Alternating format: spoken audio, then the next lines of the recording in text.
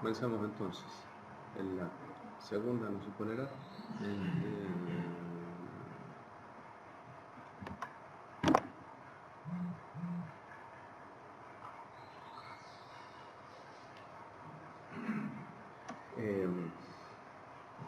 Bueno, quizás hay dos preguntas que han quedado allí. Dice, ¿qué elementos completa o refuerza el libro de Jeremías al conjunto de los libros de la Biblia? Bueno, me parece que eso es lo que estamos intentando subrayar con estos núcleos teológicos que estamos formulando, ¿no es cierto? En primer lugar, esta teología de la palabra, en un sentido mucho más fuerte que simplemente una cuestión de comunicación verbal o de ideas, y todavía quizás no en el sentido de la elaboración teológica de la categoría palabra en la tradición del Deutero Isaías o en la del sacerdotal, pero en la misma línea, ¿no? Una palabra que se mantiene, una palabra que se cumple, ¿no? Una palabra sobre la cual vela el Señor para cumplirla, ¿no? Es una palabra eficaz. En segundo lugar, el tema del ministerio profético, que aparece como más nítido, como figura el profeta, y no simplemente como un personaje secundario dentro de la historia del reino, como podía aparecer antes incluso en la misma historia deuteronomista, ¿no es cierto? Aparecen, por supuesto, profetas, pero no tienen ni por lejos un papel protagónico, ¿no es cierto? Salvo los profetas Elías y Eliseo en la primera parte, el protagonismo lo tienen sobre todo los reyes, ¿no es cierto?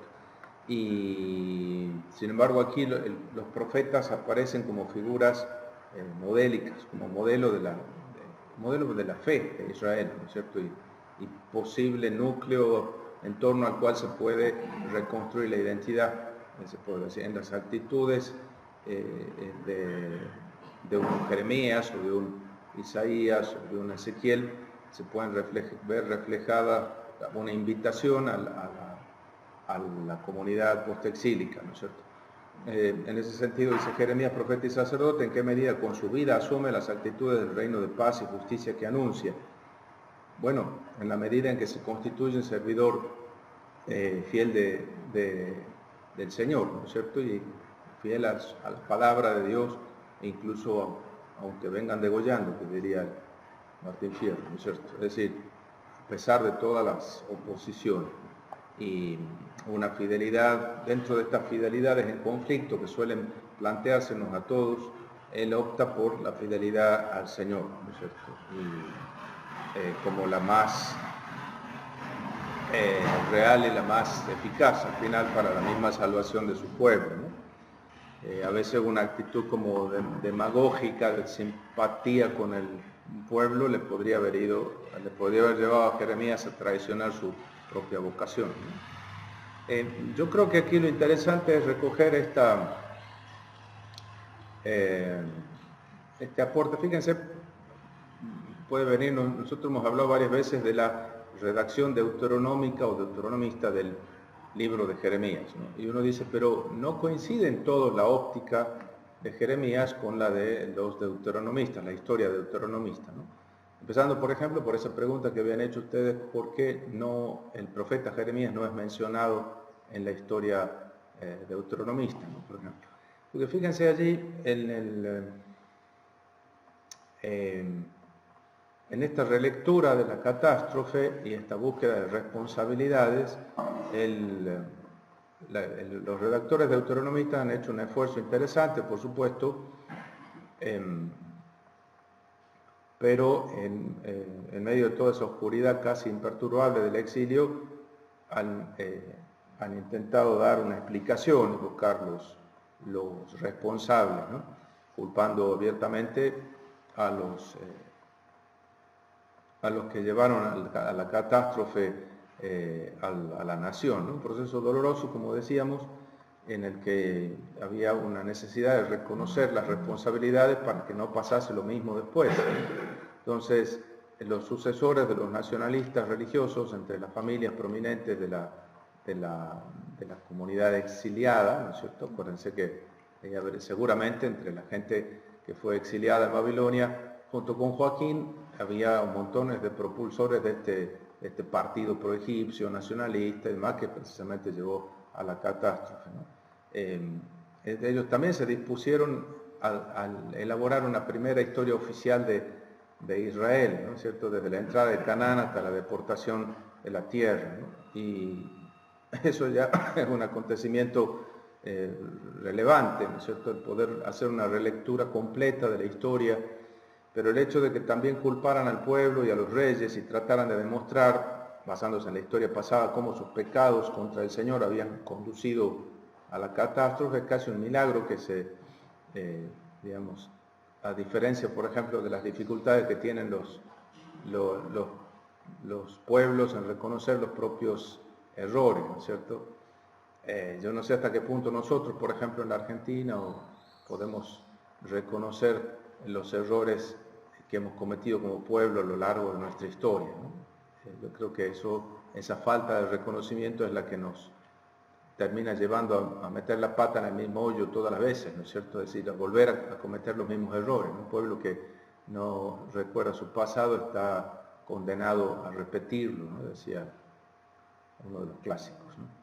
Perteneciendo a los círculos cuya política había conducido inevitablemente a la catástrofe, los autores estos deuteronomistas, cuando redactaron esta historia nacional, repartieron por igual las culpas, pero no terminaron de nombrar por su nombre y apellido a los responsables, ¿no?, insistiendo en las tradiciones religiosas, cultuales de Israel y sus reyes, pero omitieron mencionar, por ejemplo, todas las injusticias sociales.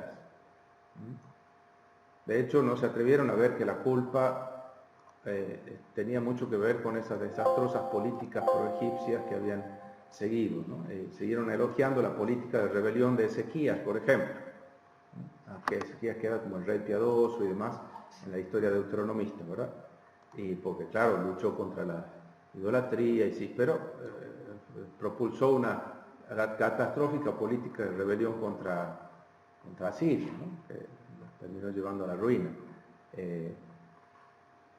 Por ejemplo, también la deserción, digamos, la traición de Sedecías, de Nabucodonosor, bueno, ven un trágico destino de Ezequías, de Sedecías, perdón, pero no terminan de mostrar lo loco de la actitud de rebelarse contra Babilonia, ¿no? Entonces se atrevieron a incluir en la historia a los principales críticos de los dirigentes, que han sido los profetas de juicio, a pesar del esfuerzo que habían hecho para mirar la culpa. Bueno, no se animaron a llegar a esto, ¿no? Sorprende, sin embargo, que la gente de Israel exílico no se conformara con eso, con la versión de la historia deuteronomista, sino que haya habido también entre ellos otros grupos que propiciaron otra relectura como la que nosotros encontramos en los profetas. En los libros proféticos y en la redacción deuteronomista de los libros proféticos sí que encontramos este reconocimiento, ¿no? Es decir, tienen mucho en común con los otros deuteronomistas, pero tienen sus divergencias, ¿verdad? Siguiendo, por ejemplo, a Oseas o a Isaías, reconocen los errores de la política de dependencia de las armas, de las alianzas, como uno de los pecados principales de Israel y de Judá, que habían socavado la base de la vida de ese pueblo, ¿no? Todas las denuncias de Oseas, Miqueas y de Isaías, ¿no? Además, los redactores deuteronomistas del libro de Jeremías, que nosotros estamos viendo, siguiendo a los otros profetas, también insistieron en que eran las injusticias sociales las que habían conducido inevitablemente a la destrucción del templo. Ese discurso del capítulo 7 es paradigmático, ¿no es cierto? Pues se confían en que el Señor está aquí viviendo entre nosotros, pero al mismo tiempo hacen lo que se les da la gana, cometen injusticias flagrantes, que tienen terribles, llevan una política de desigualdad, de opresión, favoritista respecto de pequeñas élites dirigentes de Jerusalén, ¿no es cierto?, en detrimento de un montón de pobres del país, ¿no es cierto? Y es la denuncia de Jeremías, incluso en el capítulo 34, ¿no es cierto?, en esa manumisión frustrada de los esclavos, también da ocasión a que Jeremías denuncie esta doblez de corazón, esta hipocresía, esta especie de conversión solo de apariencia, ¿no? de los judaítas. Bueno, nombraban así a los verdaderos responsables de la catástrofe política, ¿no? Toda esa crítica a los dirigentes de la sociedad de Israel ahí en los capítulos 21, 23, etcétera, del libro de Jeremías, ¿no? Recordando a los lectores que habían sido los funcionarios, los oficiales nacionalistas quienes habían animado a Sedecías, por ejemplo, a la rebelión, ¿no?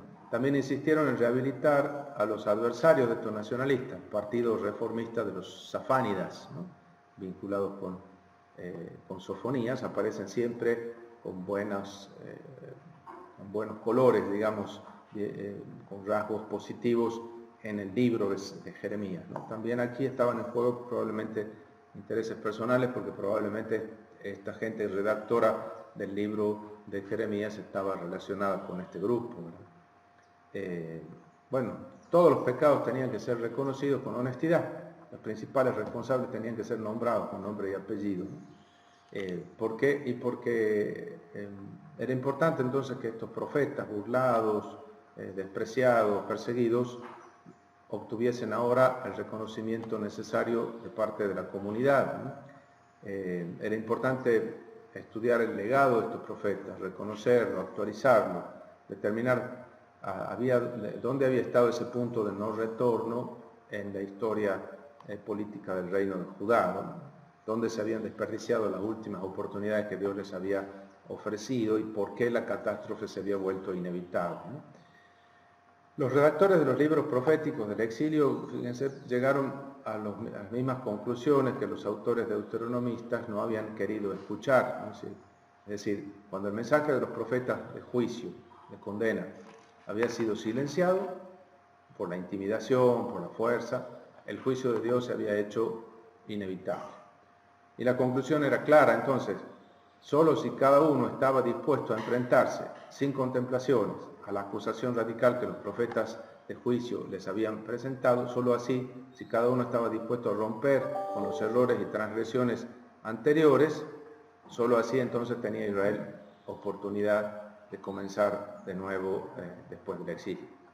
Entonces, este extenso debate sobre las responsabilidades de la catástrofe tuvo lugar en diversos grupos dentro del Israel exílico, ¿no? Había grupos de escribas y por lo tanto de intelectuales, gente que tenía capacidad no solo de reflexionar, sino de poder por escrito, ¿no? Entonces se trata de élites, evidentemente, ¿no es cierto? Son grupos pequeños y seguramente se conocían entre ellos, no eran tantos, ¿sí? Los que eran capaces de escribir algo más largo que un pequeño recibo de compra o venta de un poco de cereales o de aceitunas o de higos, esos eran poquísimos los que sabían leer y escribir, esa pequeña élite. Entonces había pequeños grupos en el exilio que fueron capaces de redactar y de proponer esta reflexión a los israelitas de esa época, ¿no? Entonces, este es como un ejemplo interesante de la seriedad y del compromiso con el que Israel intentó realmente aprender la lección del pasado que les había llevado al desastre del exilio, ¿no? Estos intentos no siempre están destinados al fracaso, como cierto espíritu cínico suele proponer, ¿no es cierto? Si no, esto no va a terminar. Sí, muchas veces esta revisión tiene efecto real en la historia y en la cultura, ¿no? El debate sobre el exilio es un ejemplo exitoso de cómo una nación puede enfrentarse de manera creativa a su propio pasado y a sus propios errores. Y esto yo creo que a nosotros nos hace falta, ¿no? Nos hace mucha falta. ¿Decía Gabriel? Una preguntita, en ese sentido de reconocer las culpas, va también ligado el principio que más o menos por esta misma época promulgaba Ezequiel de la responsabilidad individual. Claro, Sí, dar un paso más, ¿no es cierto? Aquí también el Jeremías ha dicho eso, ¿no? Los que coman las uvas amargas, esos van a tener la dentera. No los hijos, sino ellos, ¿no? Entonces, todos estos grupos de teólogos del exilio eran conscientes de que un nuevo comienzo no podía conjurarse simplemente con la admisión de la culpa o del arrepentimiento. Un nuevo comienzo también necesitaba el perdón misericordioso de Dios. Entonces, por eso buscaban esa reconciliación con Dios, ese perdón de Dios. Ahí vamos a ver un poquito este paso que hace falta dar. Pero la admisión de la culpa y el arrepentimiento sincero habría que, es como condición necesaria, ¿no? Bueno, a ver si un auténtico comienzo ha tenido lugar después o no, ¿no es cierto? Un auténtico nuevo comienzo no puede ser barato, ¿no? No hay gracia barata, como diría Bonhoeffer, ¿no es cierto? La gracia y la misericordia de Dios son preciosas y tienen un precio también, ¿no? Precio Entonces hay un fenómeno notable que las iglesias cristianas, aunque predican constantemente la gracia misericordiosa de Dios en Cristo, tienen muchas veces muchas dificultades para admitir los propios errores, por no decir los propios pecados del pasado, ¿no? Hoy estamos quizás en un tiempo diferente, ¿no? En el que estamos aprendiendo a reconocer errores y pecados.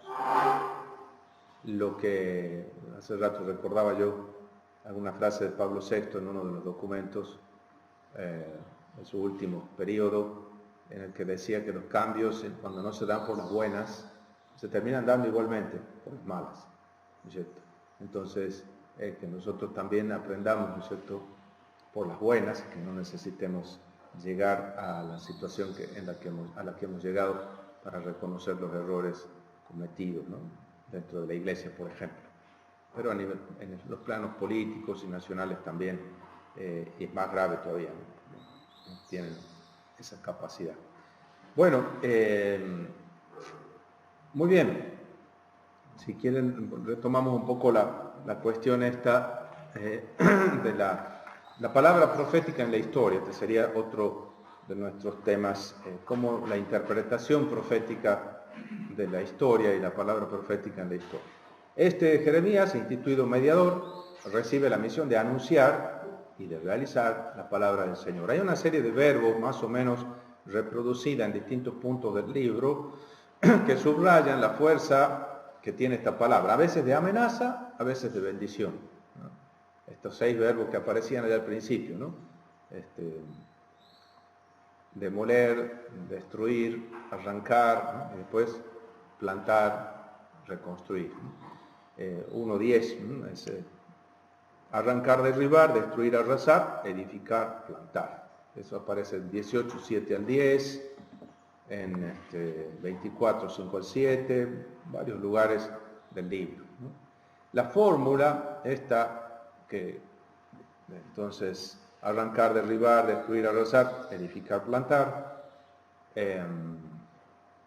desarrolla, bueno, tiene, digamos, a pesar de que usa verbos de 2 signos diferentes, el peso está más sobre la pars destruens, ¿no? Arrancar, derribar, destruir, arrasar son 4, edificar, plantar son 2, ¿no es cierto? Entonces, la parte de la disgregación tiene más peso, pero bueno, es la que le ha tocado vivir al pobre Jeremías, ¿no? En la redacción final, la destrucción y la reconstrucción representan, en cambio, como 2 etapas del proyecto divino. Son testimonio de ese dinamismo que tiene la palabra de Dios, cuyos efectos escapan a la previsión humana, ¿no? Entonces, podríamos ver primero la palabra destructora, después la palabra restauradora, ¿no? Vamos a ver esta primera parte.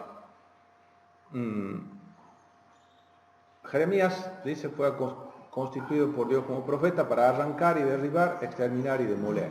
Primera parte del versículo 10. Esta sentencia ejecutoria sanciona una situación ya de ruptura en la relación entre Dios y su pueblo. Una situación que es tan grande que la esperanza ya se hace humanamente imposible, cosa que no excluye que Dios tenga un as en la manga, pero humanamente imposible. Entonces, ese desconocimiento de Dios que aparece, ¿no? No quisieron reconocerme. Hay un oráculo que se expresa en lenguaje bastante sapiencial y que resume lo esencial de la vida religiosa en los verbos estos: comprender, conocer, ¿no? Que es el capítulo 9. ¿Se acuerdan que hemos leído un poco eso? 9, vamos a ver, 23, si no me equivoco. Dice, bueno, el 22. Así dice el Señor: el sabio no se gloríe de su sabiduría, ni el valiente se gloríe de su valor, ni el rico de su riqueza.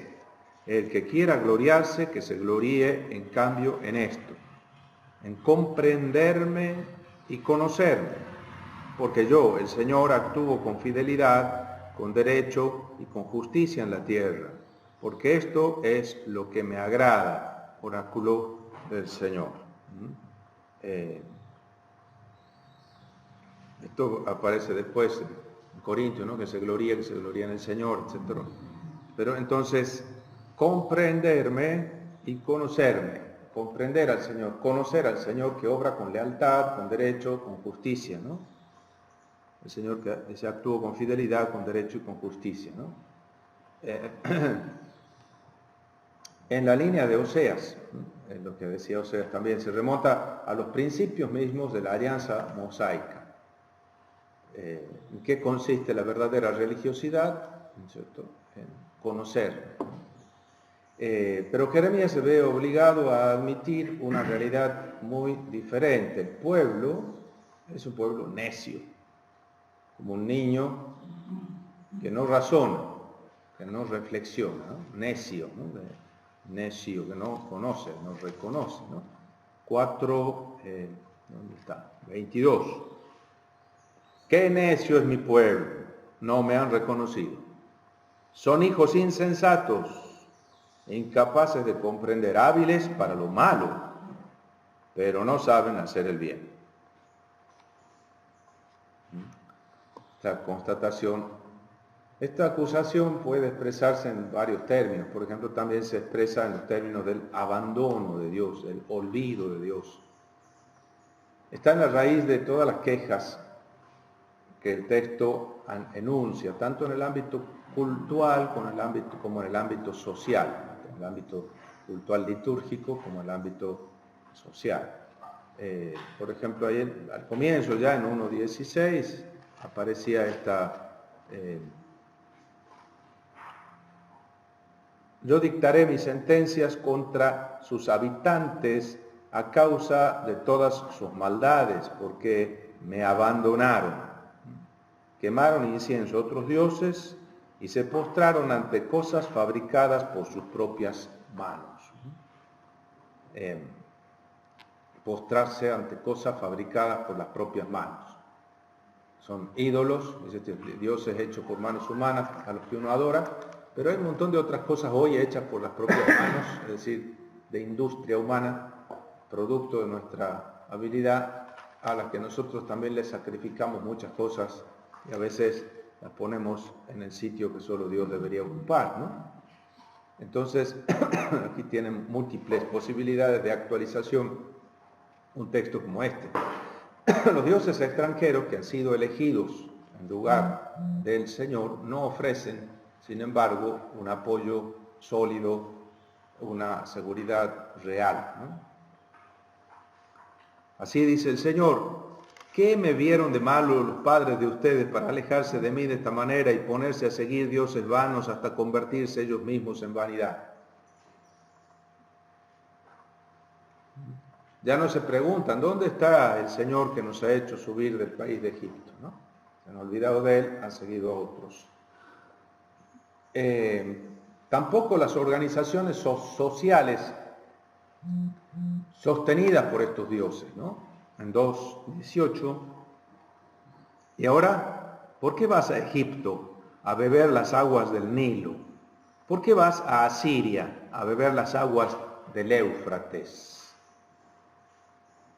En Isaías, en el capítulo 8, hay versículos bien oscuros en la primera lectura, pero dice, por haber despreciado las aguas del Cedrón, de Siloé, que vagan mansas, van a tener que soportar la turbulencia de las aguas del Éufrates, que las van a arrasar y los van a arrastrar. Es el contraste, han despreciado el agua mansa que Dios les daba, el Cedrón, el torrente que va ahí cerca de Jerusalén, ¿no es cierto? Agua, van a buscar el agua en el Éufrates. Bueno, joróbense, ya van a saber lo que es el Éufrates, ¿no es cierto?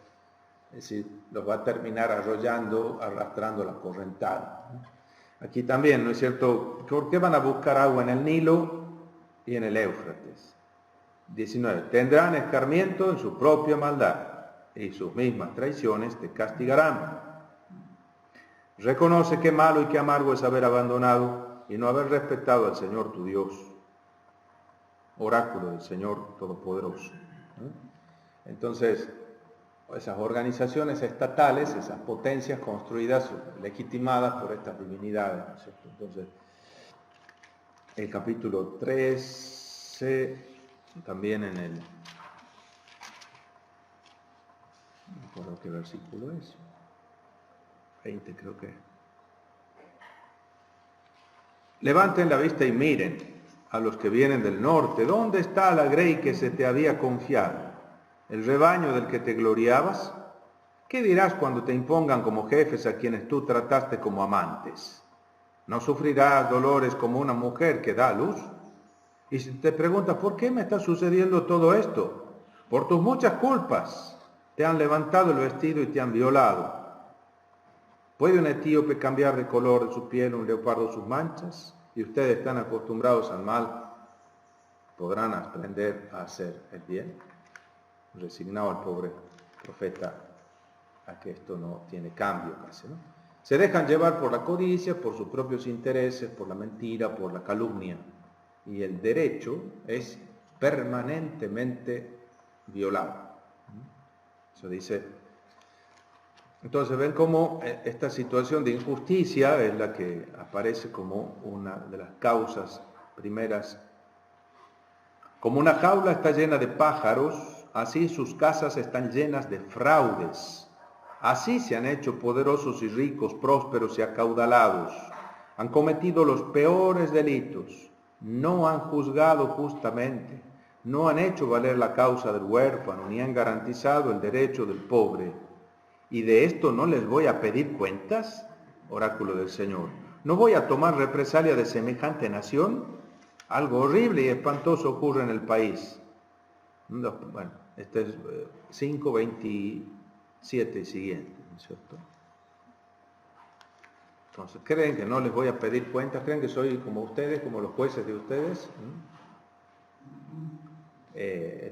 Las denuncias son bien fuertes y muy claras, ¿no es cierto? Entonces, el derecho es permanentemente burlado. La calumnia y la mentira, los propios intereses, son los que reinan, ¿no? 6:13. Porque del más pequeño al más grande todos buscan enriquecerse. Desde el profeta hasta el sacerdote, todos se dedican a engañar. Curaron a la ligera la enfermedad de mi pueblo, al anunciarle todo va bien, cuando nada iba bien. Entonces, para analizar mejor la crítica profética de la vida social, uno podría retomar muchos de los trabajos clásicos, ¿no? Este famoso pobreza y riqueza en los profetas preexílicos, o la justicia social en los profetas preexílicos, el librito de Sicre de los años 80, bien interesante, un hermoso trabajo sobre este tema de la denuncia de las injusticias sociales en los profetas preexílicos, ¿no? Jeremías aquí está en la misma tradición, ¿no? Y otra vez digo, son cosas que el pueblo, la comunidad israelita ha terminado de reconocer, de canonizar, de reconocer como palabra de Dios y proponerlo como como norma después del exilio, es decir, cuando se comprobaron las razones que tenían los profetas preexílicos en denunciar esta injusticia, que terminaron acarreando el desastre. Bueno, esta atención de los profetas a la vida social no es ni mucho menos una función marginal de los profetas, es una componente fundamental de su ministerio. Esta atención a la vida social es parte integrante de ese ministerio profético, ¿no? Con los pobres de la tierra, se llama el libro de Sicre, con los pobres de la tierra, la justicia social en los profetas preexílicos. Bueno, si bien entonces todos resultan culpables de esta situación, desde el más pequeño al más grande, dice aquí, la defección parecía más sorprendente en los adultos que se suponía que conocían el proceder de Dios y el proyecto de Dios, ¿no? Entonces, en ellos es más grave el delito. Yo decía, pobres, qué tontos son, 5:4. No conocen el proceder del Señor, el proyecto de su Dios. Me dirigiré a los grandes y les hablaré, porque ellos sí conocen el poder del Señor, el precepto de su Dios. Pero también ellos quebraron el yugo y arrancaron sus correas, es decir, el yugo de Dios y las correas de Dios. Por eso los atacó el león de la selva y los destruyó el lobo de las estepas. Un leopardo vigila en sus ciudades, todo el que salga será despedazado, porque son muchas sus rebeldías, innumerables sus apostasías.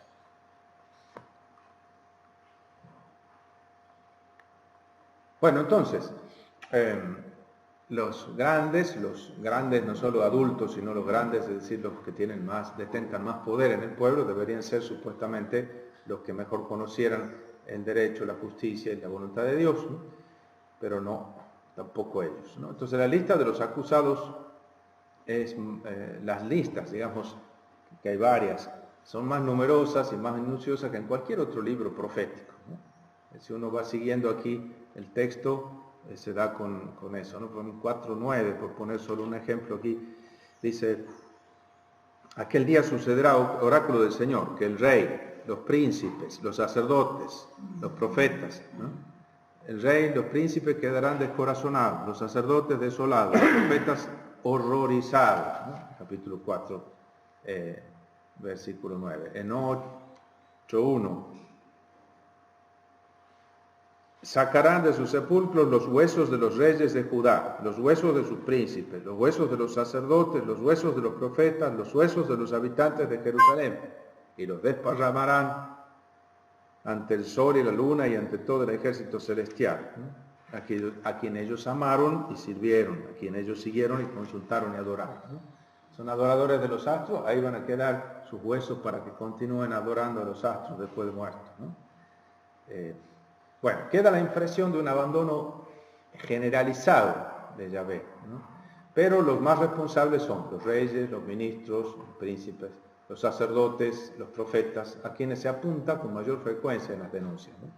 El fracaso de la alianza hay que adjudicárselo fundamentalmente a los guías del pueblo, porque ellos debían, en primer lugar, respetarla y, en segundo lugar, inculcarla, pero no han hecho ni una ni otra cosa. Las faltas del soberano, del rey, desacreditan a la misma institución monárquica, que se ha deslegitimado como posible mediadora de salvación.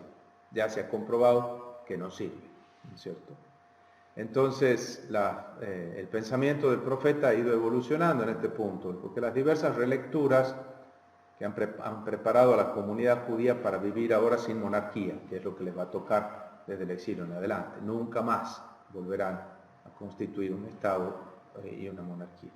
Se esperaba, en primer lugar, que los sacerdotes fueran quienes tomaran la posta, ¿no? Que transmitieran la Torá. Ese de la boca del sacerdote se espera la Torá, pero su negligencia es peor que la de los otros y hace que el pueblo pierda sus puntos de referencia, ¿no?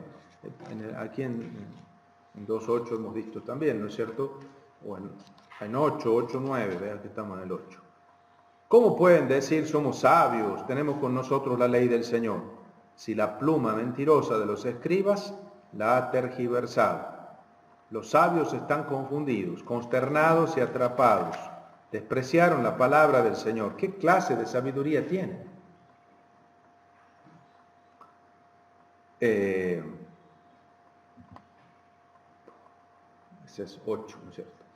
El culto del templo se convierte entonces en un rito vacío, ineficaz, cuando no está fundado en la práctica de la ley, ¿no? Esa crítica del capítulo 7 y ese anuncio de la destrucción del templo tiene como fundamento el haber vaciado el culto de su contenido esencial. El culto litúrgico o esa expresión sacramental, ritual, gráfica, de un culto existencial, de una obediencia permanente al proyecto que Dios le da a su pueblo, o se convierte en una ofensa, en una blasfemia, en un intento de sobornarlo a Dios, que es una ofensa aún mayor.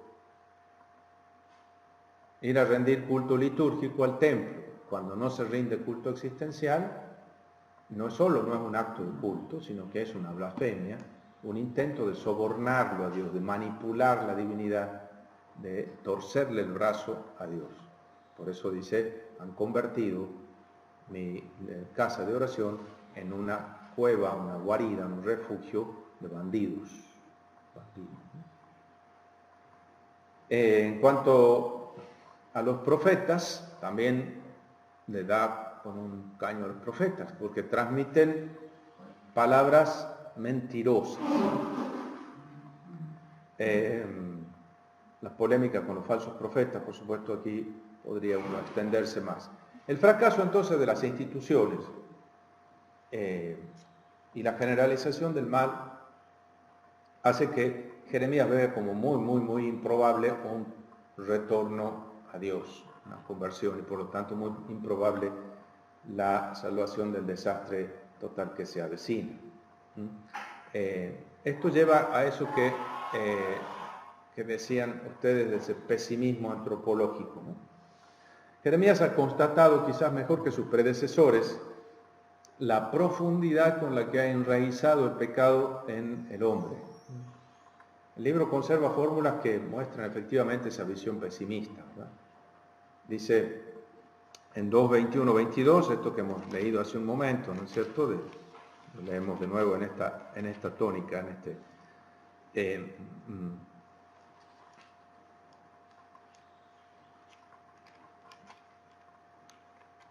dice 2:21-22, yo te había plantado como viña selecta, con cepa genuina, pero te has vuelto para mí sarmiento bastardo de una hiedra extranjera, una falsa viña, ¿no? La vignonia. Aunque te laves con lejía y te limpies con jabón, tu culpa permanecerá delante de mí, oráculo del Señor. No hay manera de blanquearlo, ¿no? Igual que el etíope es incapaz de cambiar su piel, es negro y seguirá negro, ¿no? La pantera su pelo, ¿no? Así los que están acostumbrados al mal tampoco son capaces de obrar el bien. Podríamos decirlo al revés, ¿no? De blanco a negro. Pues no se puede cambiar la piel blanca, no se puede cambiar la piel negra. Ese capítulo 13, también hemos mencionado hace rato, en el versículo, ¿puede un etíope cambiar de color su piel o un leopardo sus manchas? Si ustedes están acostumbrados al mal, ¿podrán hacer el bien? El pecado de Judá ha quedado grabado con cincel de hierro, con punta de diamante en la tabla del corazón de ellos, en los ángulos de los altares de ustedes. 17:1. Ese tortuoso corazón del hombre no tiene remedio y es muy difícil de conocer. Ese mismo capítulo 17 sigue con el tema. No solo dice que el pecado está grabado, con cincel de hierro, con punta de diamante, sino en el versículo 9 tiene esa expresión, nada más engañoso que el corazón humano. No tiene remedio. ¿Quién puede conocerlo de verdad? Yo, el Señor, sondeo las intenciones del corazón y examino los sentimientos para dar a cada uno según su conducta, según el fruto de sus acciones. Nada más engañoso que el corazón humano. No tiene remedio. ¿Quién puede conocerlo de verdad? Ni uno mismo, ¿no? Solo Dios. Entonces, el tortuoso corazón del hombre no tiene remedio, difícil de conocer. Jeremías es el único profeta que habla de esa endurecimiento del corazón, dice, ¿no? Si estamos aquí en el 9:13, creo que es. Eso, ¿no? Ellos abandonaron mi ley, la que les había propuesto, no escucharon mi voz ni la siguieron, sino que se guiaron por la dureza de su corazón y siguieron a los Baales como sus padres, tal como sus padres les enseñaron, ¿no? Esa expresión de la dureza de su corazón, ¿no?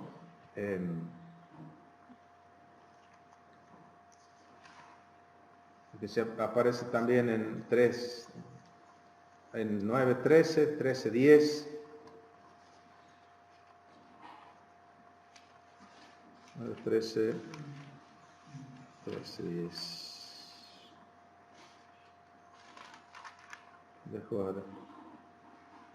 La Sherirut Lebam, ¿no? Sherirut Lebam, la dureza de sus corazones, ¿no? Sus corazones duros, esa forma que tiene el hebreo de poner, de adjetivar, ¿no?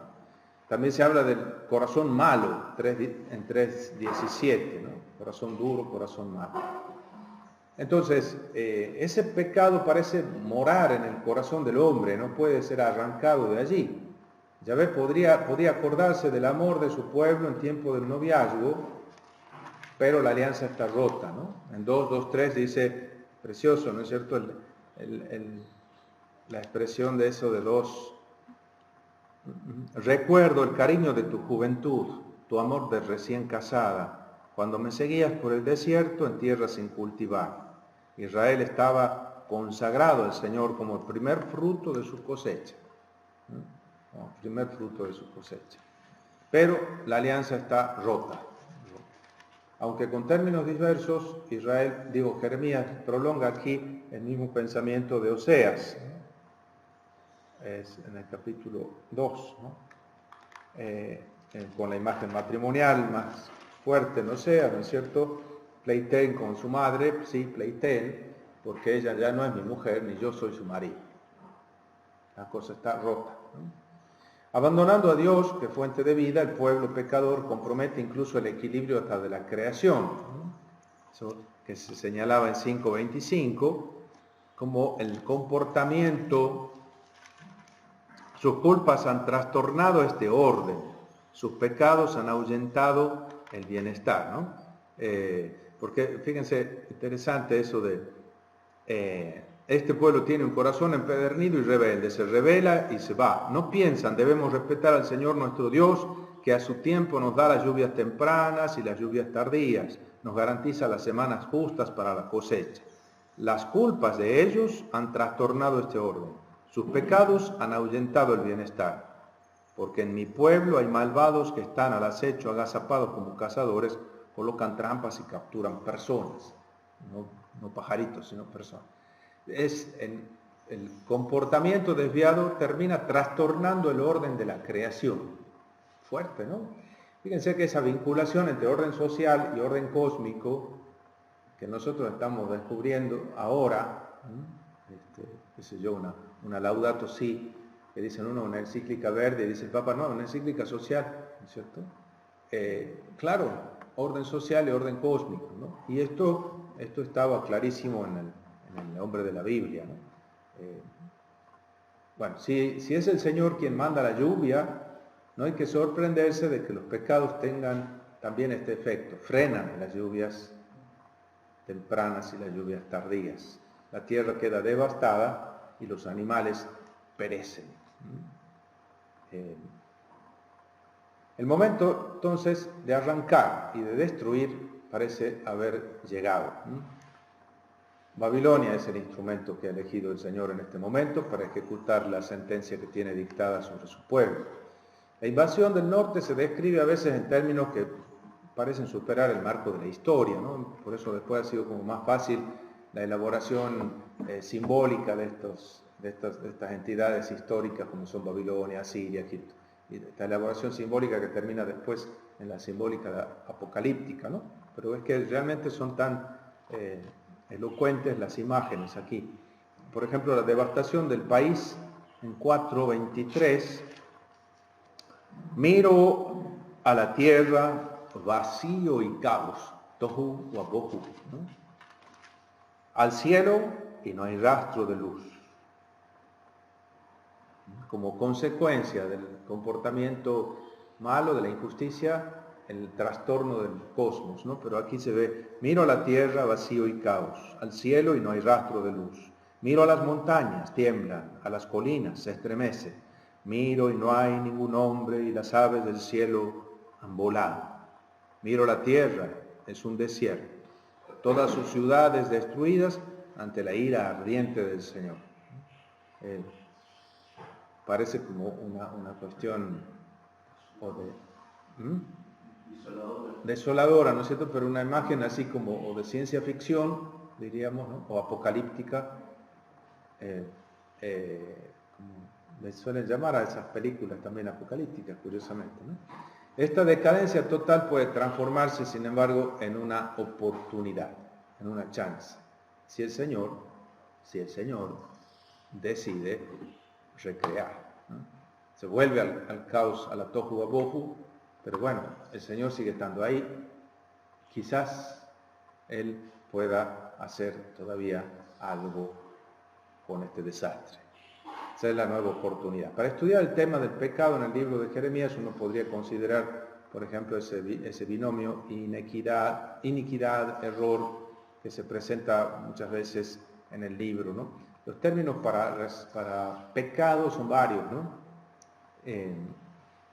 Hatá, awon, peshak, son 3 términos que se pueden, cada uno tiene su connotación, ¿no? Peshak es el pecado en tanto que rebeldía, supone un vínculo anterior, incluso un vínculo jurídico, ¿no? Entonces, rebeldía o traición.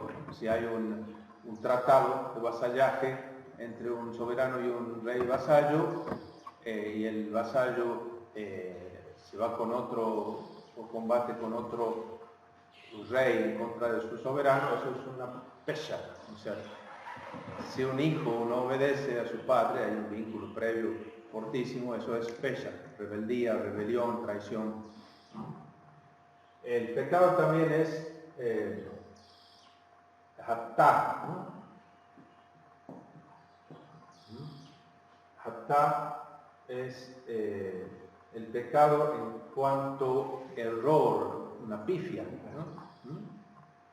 Es un error, una equivocación, como quien apunta o tira con el arco y no le acierta, da para otro lado. Cuando uno patea y en vez de dar para el arco, tira para otro lado, ¿cierto? Es un error, una equivocación, una pifia. Decía algo, Gabriel, ayer era que comentaba eso, lo relacionabas con Torah. Con Torah, ¿cierto? Torah es indicar una dirección, ¿cierto? Incluso el verbo señalar con el dedo, de yará, ¿no? Entonces, Dios te señala con el dedo y vos pateas para el otro lado, ¿no es cierto? Entonces es lo contrario de la indicación. Y después también awon, que es la iniquidad, la culpa, ¿no? La culpa o la iniquidad. Entonces, 10 veces aparece en Jeremías el binomio, tus culpas han trastornado este orden, awon. Sus pecados han ahuyentado el bienestar. 5:25. Pero después también en 14:10, 16:10, 18, en varios lugares aparecen combinados estos 2 términos, ¿no?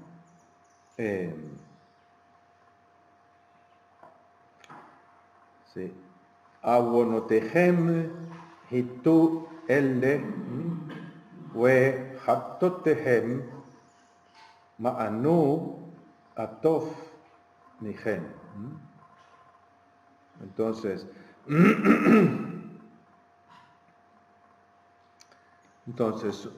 sus culpas han trastornado este orden, sus pecados han ahuyentado el bienestar, ¿no? Culpa y pecado, ¿no? Tú perdonaste mi culpa y mi pecado, tu culpa y pecado. Ese término iniquidad o culpa, aún, se emplea también en varios otros lugares, y el término error, fallo, hatá, también, ¿no? El sustantivo pecado como rebelión, rebeldía, pesha, no se usa más que en 5 o 6. Es el único lugar en el que aparece como sustantivo. Después, como verbo, sí lo usa más veces para hablar de la rebelión contra el Señor, el pueblo que se ha rebelado contra el Señor. Pero como sustantivo solo aparece aquí en 5 o 6. Y son muchas sus rebeldías, innumerables sus apostasías. Bueno, esto daría lugar ahora a la palabra restauradora, ¿no? Eso podríamos dejarlo para la tarde, para restaurar lo que ha sido arrasado, ¿no? La destrucción no es la última palabra de Dios. Él va a cumplir su palabra más allá de la etapa de la pars destruens esta, ¿no es cierto? Más allá de este quebrantamiento de la alianza, Él va a restaurar la alianza quebrantada, poniendo, pero claro, para que esto sea real, duradero, para que tenga futuro, va a tener que poner otras bases, ¿no? Para que la relación sea duradera con su pueblo. En medio de sus compatriotas, endurecidos por el mal, la esperanza del profeta descansa solo en Dios, ¿no? Preguntas. ¿Cómo se entendía esa alianza, esa antigua alianza, en el contexto del libro de Jeremías? Bueno, aquí parece como condensada en la misma relación que dice Dios que tiene con su profeta, ¿no? Lo ha elegido, lo ha formado, lo ha consagrado, y todos los mismos que Dios le ha hecho a Israel, ¿no? Dice, interesante, dice, si ustedes leen los primeros capítulos, estos vayan y se pregunten, dice, si esto ha sucedido, se ha visto en otra parte, dice, una nación que se haya ido así detrás de otros dioses, ¿no? El trato que tiene Dios con Israel, ¿no? Esto que decíamos, esta relación personal con él, esta elección particular, ¿no? Y a la alianza entendida así, incluso entendida hasta en términos matrimoniales, ¿no es cierto? En términos conyugales, que aparece también en Jeremías, no tanto como en Oseas, pero también aparece fuertemente así, ¿no? Fíjense lo de, incluso por eso el interlocutor personificado como mujer, ¿no? Incluso como Raquel, ¿no? La mujer preferida de Jacob. Y aparece también, creo que sin mal, no sé, como una parte que leía del versículo, como una relación paternal también. Y paternal, claro, sí, sí. Entonces, ¿es acaso Efraín para mí un hijo mimado? ¿Cierto? Sí, es para mí. Israel es para mí un hijo mimado. Por eso la pregunta es, ¿acaso tal cosa se puede traducir también como una enfática, ¿no? Israel es para mí un hijo mimado. Juan Pablo. Por lo que vimos, la mayoría de los veces, hasta el momento, Jeremías es presentado como una persona que digo, como alguien siempre se lamenta, ¿no? Si bien son palabras de Dios que pronuncia, pero siempre todo. Es decir, que tenían razón sus paisanos en el apodo que le habían puesto, ¿no? Ajá. Sí, pero después de la caída de Jerusalén, él cambia un poco, ¿no? Las palabras de él cambian frente al pueblo.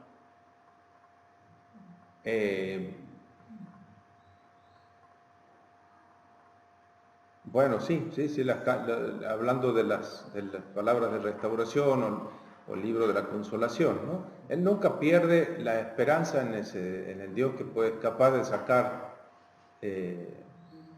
bien de estas cosas. Por eso se siente interpelado por el mismo Dios a ver si sos capaz de sacar algo bueno de esta gente, ¿no?